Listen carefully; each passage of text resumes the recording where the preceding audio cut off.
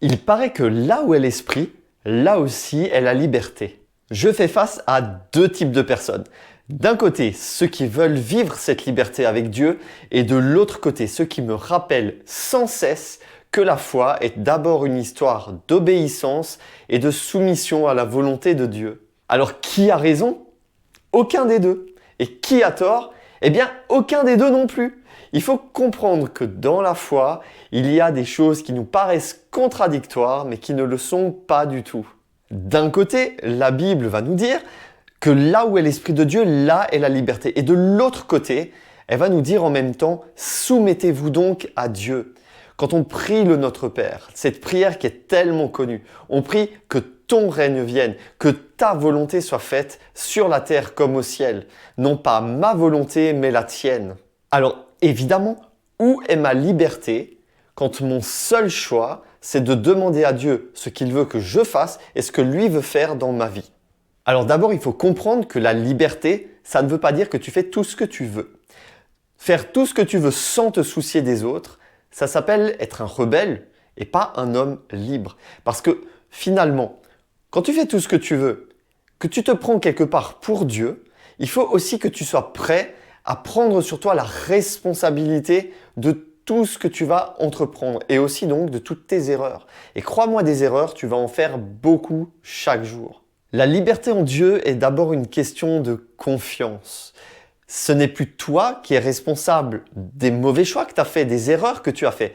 Christ a porté ça pour toi. Et tu lui fais donc confiance parce que non seulement il est devenu responsable de tes erreurs, mais en plus il te conduit aujourd'hui en sachant ce qu'il y a de meilleur pour ta propre vie. Si on prend l'exemple de Jésus, dans une de ses prières, il va dire « Mon Père, si cela est possible, que cette coupe s'éloigne de moi, toutefois non pas ce que je veux, mais ce que tu veux. » Jésus, il exprime sa peur, il exprime sa douleur, il exprime son désir de ne pas souffrir.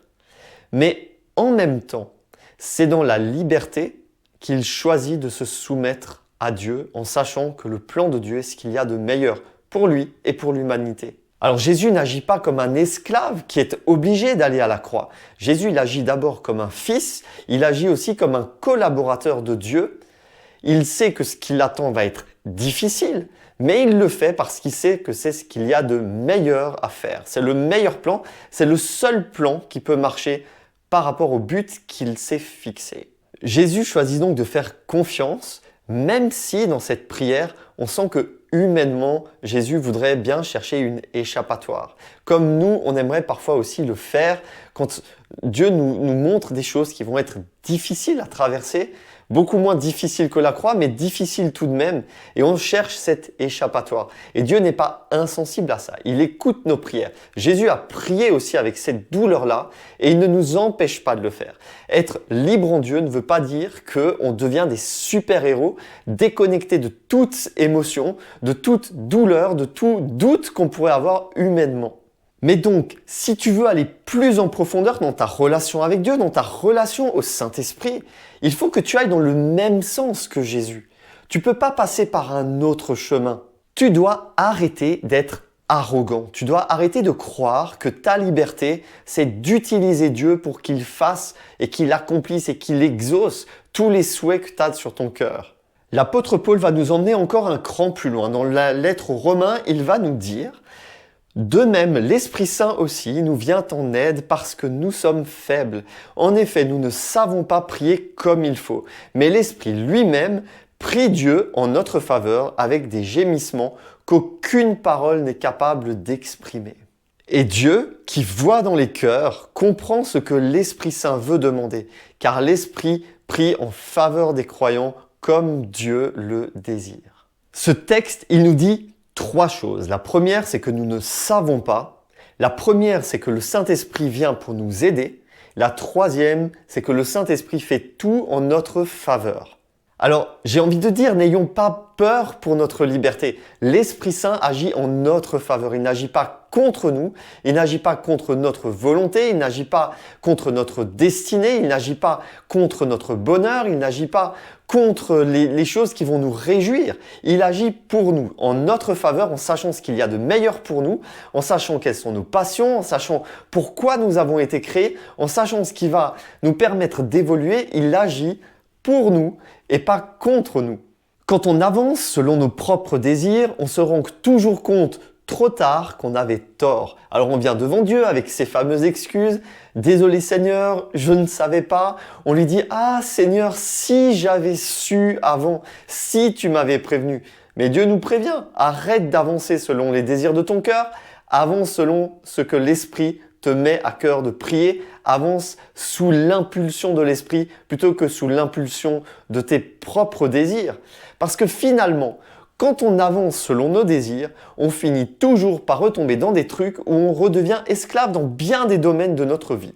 Il y a un pasteur belge que j'aime beaucoup, il s'appelle Christophe Blom, il est pasteur dans l'église de Courcelles, et il disait un jour qu'il y a 2 réunions de prière.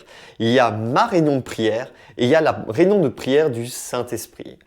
Et si tu veux vivre une vie de prière qui soit intense, qui soit puissante, qui soit fructueuse, alors quitte ta propre réunion de prière, quitte ta liste de demandes, quitte les choses qui te paraissent légitimes de demander et viens dans la réunion de prière du Saint-Esprit. Cette réunion de prière-là, dont Paul nous parle dans ce texte de Romains, où il nous dit que l'Esprit intercède, que l'Esprit prie en sachant quels sont les désirs de Dieu. Cette réunion de prière-là est beaucoup plus efficace que toutes les réunions de prière que tu pourras organiser avec tes idées, avec ton cœur, avec ta foi, avec tout ce que tu es toi. C'est un des fondements de notre Église.